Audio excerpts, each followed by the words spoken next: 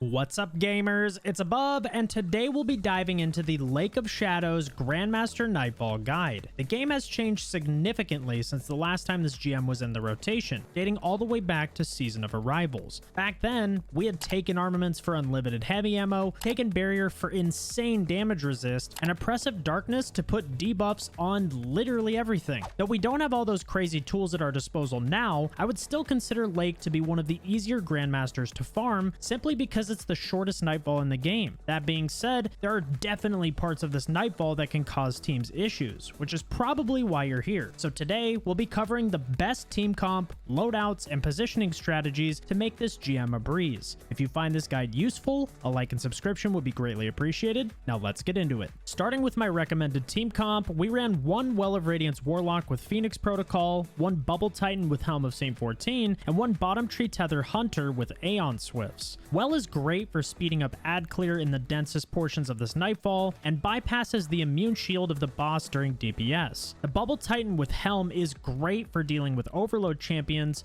during one of the most dangerous choke points. It shields you from ads during DPS in the boss room, and gives you an overshield if the boss decides to randomly wander out of the bubble. The Invis Hunter speeds up several parts of this GM with its smokes, while Aeons keep your team topped off on sword ammo leading up to the boss fight. As for weapon loadouts, we ran two Izanagi's Burdens and a Divinity. This might seem weird in a fusion rifle meta, but trust me, this loadout absolutely fries this GM. Divinity is the most consistent source of overload in the entire game, and it makes the long-range engagements against overload hobgoblins significantly easier. With an empowering rift and Divinity applied, you can insta-kill all champions with just one quad round from each of your teammates. We also ran 3 Unstopped Pulse Rifles and had our Izzy players cover the Solar and Arc Shields, as they are the most prominent in this Nightfall. There are a few Void Shields as well, but those will be covered by the 3 Falling Guillotines as well as your Invis Hunter. These swords, combined with a Well and Bubble, absolutely bake the final boss. This loadout is perfect for Lake because it gives you the ability to handle the mixture of both short and long-range engagements, and gives you the ability to kill the final boss with very little effort. Now that we have our loadout, let's dive into the armor mods that will take our builds to the next level. First, we'll be running Overload Sword, and we're going to pair it with Passive Guard. Even though you'll be stunning most of the overloads with Divinity, it gives your entire fire team the ability to stun overloads if needed. On top of this, Passive Guard gives you a 60% damage resist to nearby enemies when your sword is equipped. You'll be running swords for boss DPS regardless, so having these mods is simply a bonus. Passive Guard also stacks with Protective Light, which gives you an additional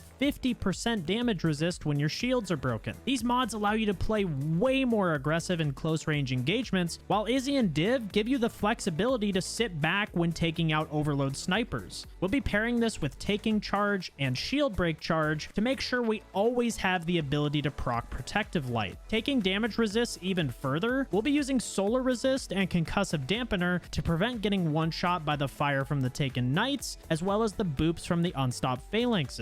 Your Hunter will be your primary ammo generator by running Special Finisher in conjunction with their Aeon Swifts. The Invis Hunter is solely used for its neutral game, which means you can generate both heavy and special ammo to fund your Izanagi's Burdens and swords throughout this Nightfall. And as I mentioned earlier, we'll be using Unstoppable Pulse to manage the unstoppable champions. Jumping right into the Nightfall, as you approach the first room, throw down a rift and have your Titan place a barricade directly in front of you. This cuts a lot of the incoming fire off from the duplicating Scions to your right, allowing you to prioritize the Arc Phalanxes to your left. Their Axion darts will aggressively track you and are by far the biggest threat here, so you want to get rid of them right away. Once clear, focus on the Scions, followed by the Yellow Bar Phalanx, and then take out the Unstop before breaking the Blight to move forward. The Unstop will sometimes make it easy for you and wander out of the Blight. Other times it can be a bit of a pain and chill inside the bubble. If it does this, simply walk into the Blight with your Pulse Rifle ADS, stun it, then team it with swords. When the Blight breaks, a Vandal will spawn on the platform to your top right. Take it out, then move up and play by the car on the left-hand side of the street. If you're quick, you can take out the overload hobgoblin at the top of the hill before another red bar hob peeks around the right corner.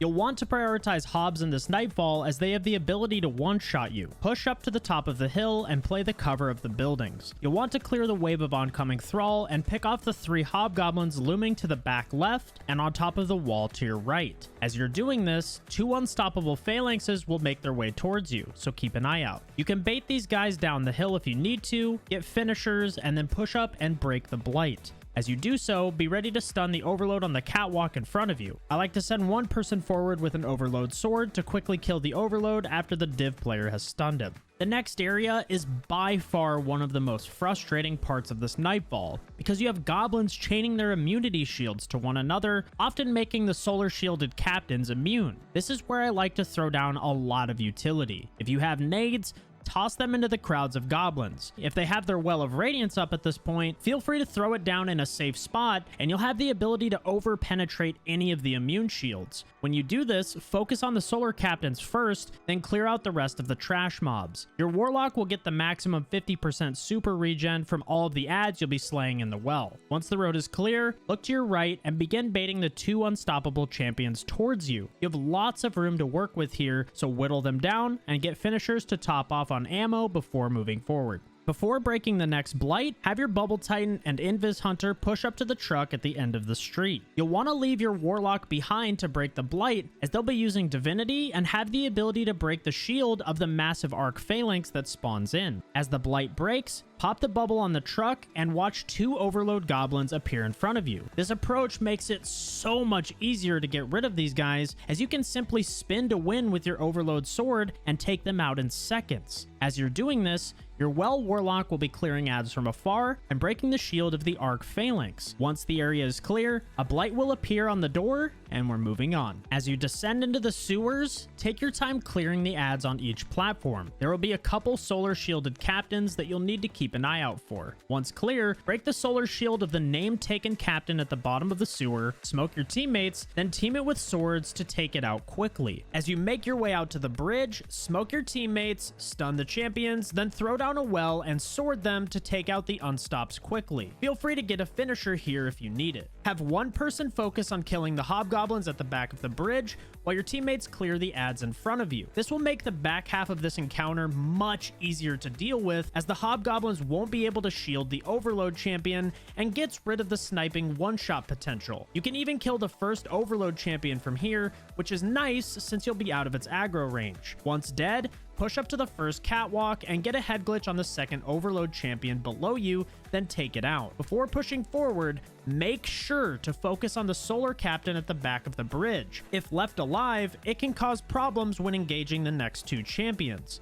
Once dead, clear the room of scions below you, then group up and smoke your teammates before engaging the next 2 champions. As you jump across, ADS and stun the unstop, while your div player simultaneously stuns the overload. When you land, immediately begin sorting both champions, and they'll die almost immediately. The next section can be a bit of a headache. The last thing you want to do is hug the doorway as you enter, because a Solar Knight will be raining fire down on both you and your fire team. As you enter, jump to the back right and drift behind the box. Throw nades at the goblin shielding the unstopped phalanx, then take him out or get a finisher if you need it. You want to methodically clear this area, as there is a lot of one-shot potential in this room. So start by clearing the left stairs where the Solar Knight resides, then split up and get multiple angles on the next Solar Knight that sits beside the Overload Hobgoblin. These 2 enemies can send you back to orbit if you're not careful, so prioritize these 2 enemies as quickly as possible. Once dead, push up to the top of the stairs and play cover against the 3rd and final Solar Knight. It will once again be shielded by goblins, which is where nades will come in handy yet again. A Void Wizard awaits you in the next room, and it can absolutely melt you if you're not careful. To speed up this portion of the Nightfall, we like to smoke our entire team and stun lock the wizard by sorting it at the same time. The only thing you need to look out for here are the boop walls, so try to smoke your teammates right after the boop has detonated, then sauce the wizard. You'll be in and out of this room in no time, and the next area is really used to stock up on ammo before the boss fight. There will be 3 overload champions leading up to the boss room. The first will be surrounded by heavy waves of thrall and scions, so take your time clearing the room and bake the first overload. You'll want to clear out this room entirely so you can get safe finishers on the final 2 champions to stock up on ammo before the boss room. To do this, stun the first champion,